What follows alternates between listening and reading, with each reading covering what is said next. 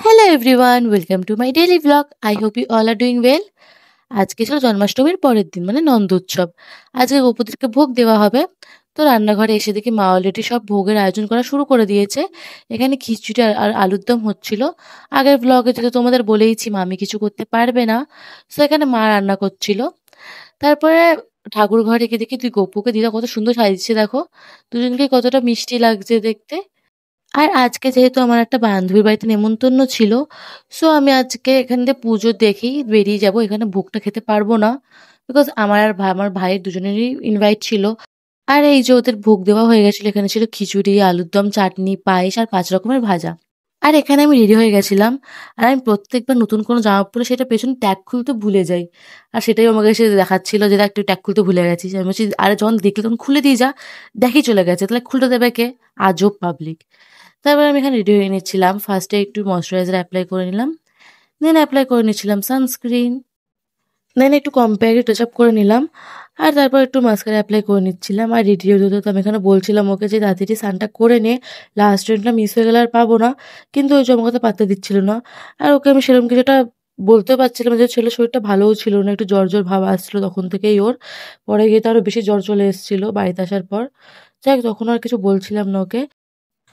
So যাই হোক, তারপর আমি নিজের মতো রেডি হয়ে নিচ্ছিলাম। আর আমি অ্যাপ্লাই করে নিলাম লিপস্টিক অ্যান্ড দ্যাটস ইট। আমি পুরো রেডি হয়ে গেছিলাম। তারপর চুল ভাটে আমি দেখি ও ক্যামেরা অন করে স্নান করতে না গিয়ে এসব করছে। মাথা গরম হয়ে গেছিলো, এই জন্য দিয়েছিলাম এক ধাক্কা। তারপর ফাইনালি ওকে চান করতে পাঠিয়ে দিয়েছিলাম। আর এই তো আমি পুরো রেডি হয়ে গেছি চুল বেঁধে। এবার জাস্ট ও স্নান করে সে রেডি হলে আমরা বেরিয়ে পড়বো। এবার দেখা যাক ও কতক্ষণে রেডি হয়। ও তো এবার একটু মেয়ের থেকে অত ওরও টাইম লাগে রেডি হতে। আর এই তো আমার পুরো ফুল আউটফিট। কেমন লাগছে আমাকে জানিও কমেন্ট বক্সে। তারপর ও স্নান করে রেডি হয়ে গেছিলো, আর আমরা বেরিয়ে পড়েছিলাম। আর প্রচুর রোদ ছিল, আজকে প্রচুর গরমও ছিল। আজকে আমরা ইচ্ছাপুর থেকে আবার যাবো সেই হালিশহর, দেন আমরা আবার ইচ্ছাপুরে আসবো ব্যাক করে। মানে ডবল আর এক্সট্রা খাটনি খাটবো, আর কিছুই না। বাট যেহেতু প্রিয় বান্ধবীর বাড়িতে ইনভাইট, আর যেহেতু এতবার করে আন্টি আরও বলেছিল, এই জন্য কিছু করার নেই, যেতে তো হবেই। এই জন্য আমি আরও বেরিয়ে পড়েছিলাম। তারপর মিষ্টির দোকানে গিয়ে একটু মিষ্টি নিয়ে তাও স্টেশনে উঠে টিকিট কেটে চলে এসেছিলাম। আর ট্রেনের জন্য ওয়েট করছিলাম। এখানে ওকে বলছিলাম তোর কাছে লেডিসে উঠাবো, বলছে না লেডিসে উঠবো না আমি, তুই যা ইচ্ছা করে নে। আমি বলছি, তুই দেখ না ট্রেনটা শুধু আসুক। তারপর ট্রেন চলে এসেছিল। আর ট্রেনে উঠে ওই তো যেরকম বলেছিলাম লেডিসে উঠাবো, লেডিসেই উঠিয়েছি। আর আমাকে বলছে তুই নাম ট্রেন থেকে, তারপর তোকে বোঝাচ্ছি। ছেলে একটু বড় হয়ে গেছে না, তাই একটু লজ্জা পায় এখন লেডিসে উঠতে। নাটক। দেন আমরা হালিশহর স্টেশনে নেমেও পড়েছিলাম। আর যাচ্ছিলাম টোটো স্ট্যান্ডের দিকে। আর দেখো আজকে আকাশটা কত সুন্দর লাগছে দেখতে। তারপর টোটো ধরে চলে যাচ্ছিলাম কেয়ার বাড়ির দিকে। আর এই তো চলেও এসছি। সবাই এখানে দেখলাম চলে এসছে আমার অনেক আগে। আর এখানে দেখো, ওকে দেখো যার বাড়ি বলে সেরকম ভিখারির মতো বসে আছে। আর দেখো ওদের বাড়ি গপুটা কত সুন্দর মিষ্টি লাগছে দেখতে।